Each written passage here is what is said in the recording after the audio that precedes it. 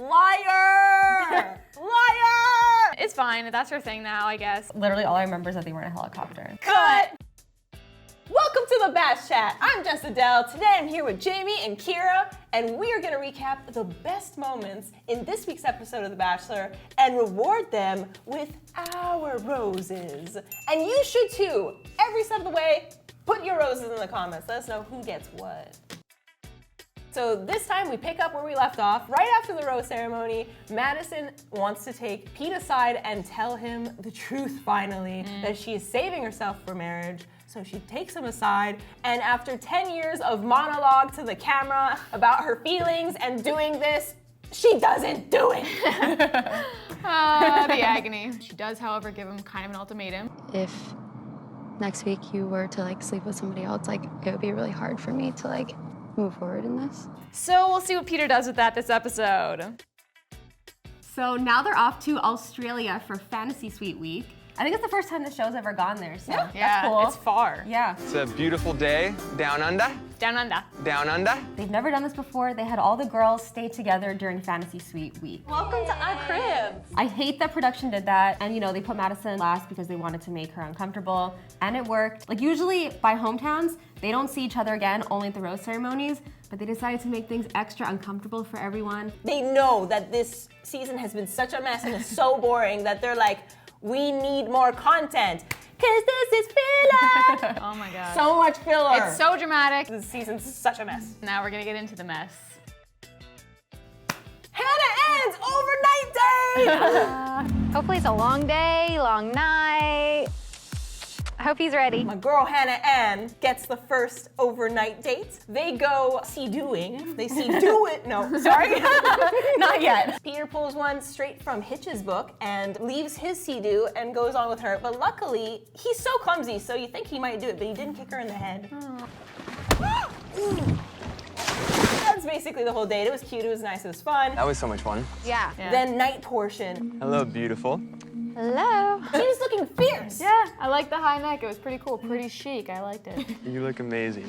Thank you. And they move on to the overnight portion, which clearly means Peter said yes to the fantasy suite. And the best part of it is that there's a Titanic-esque hand on the shower scene.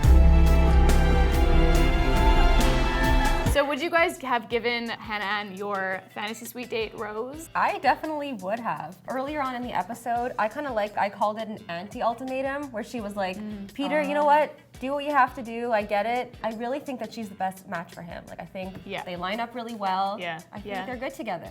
I already know you're gonna give her the rose because you liked her since day one. I'm surprised that I am kind of now Team Hannah Ann. I agree with Jamie. I think they're kind of healthy for each other. Whoa. My girl. Hannah Ann. So glad all of you converted. On to Victoria F's overnight date. Let's go. All right, so the date starts. They're going on a helicopter. My favorite part of the day portion of this date had to be when Peter literally says, I love everything about my relationship with Victoria, except when it comes to just communicating.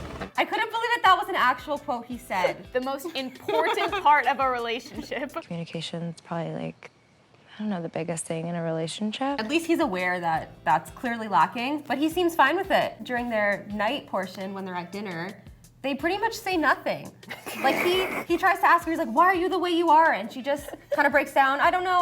She doesn't really actually say anything. He kept reassuring her by being like, it's just the two of us. And then the conversation ends, and I'm like, this is how it always goes. They have a super crazy conversation, things kind of get heavy, she kind of starts to freak out, and then he's like, validation, validation, validation, you're fine, we're fine, we're good. And he left that saying he felt so strongly about their conversation more than ever. And I was like, you guys barely said anything. Yeah, it's fine. That's her thing now, I guess. I don't even want to say anything bad about Victoria F anymore because at this point it's just they just don't click. That's what it is. They just ain't clicking. Then she goes back to the hotel and it's a little awkward with Maddie. I'm saying the obvious there.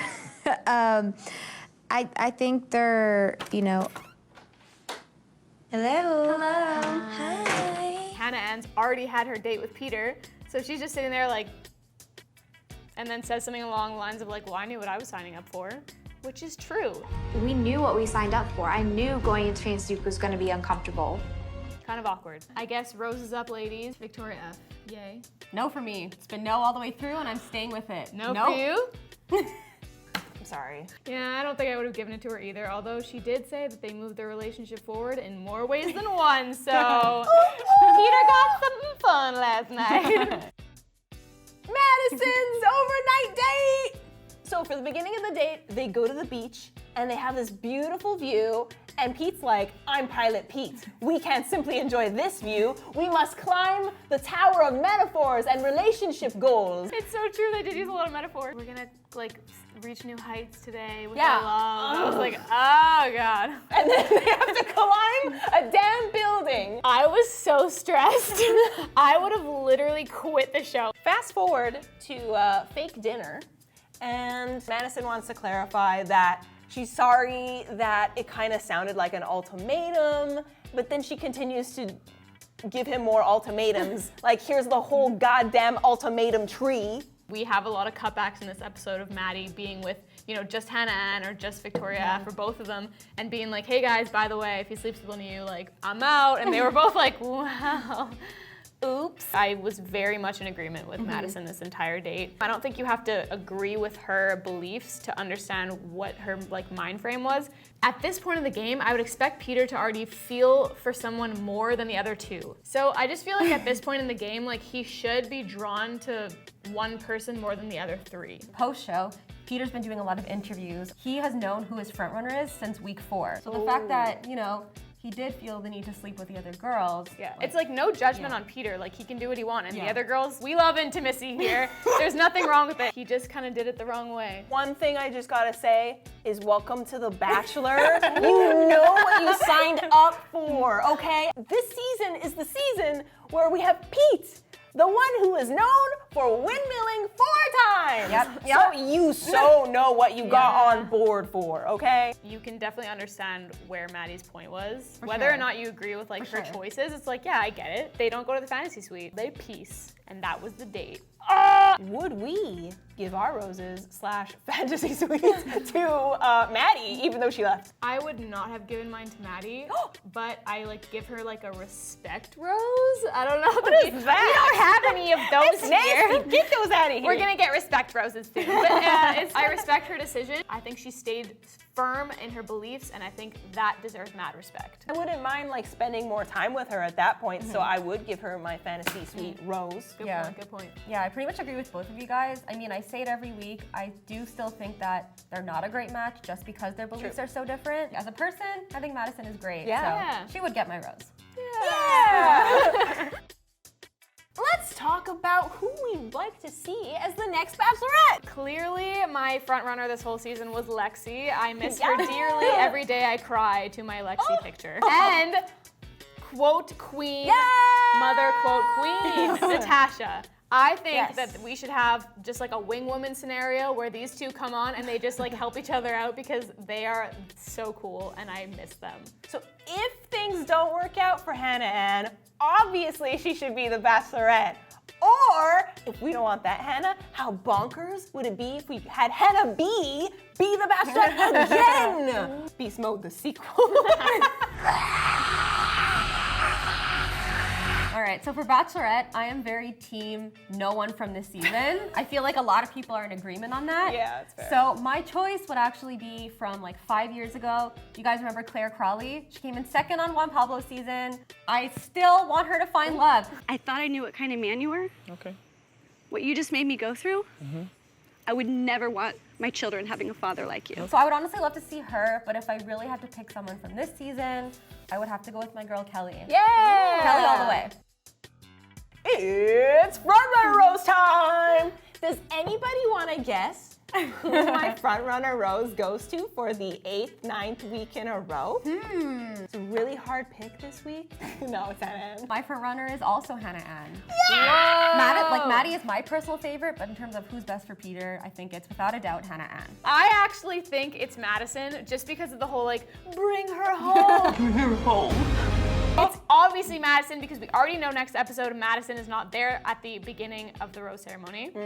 So there's some tea there. I think Hannah Ann. Very likely, unless Hannah Ann brings us a curveball. Who knows? But she's a good fit with Peter. I think they would live a happy life together in the sky. Death Rose! Death Rose. So for following the rules of the game we made, it's time for Victoria F to go. It's just time.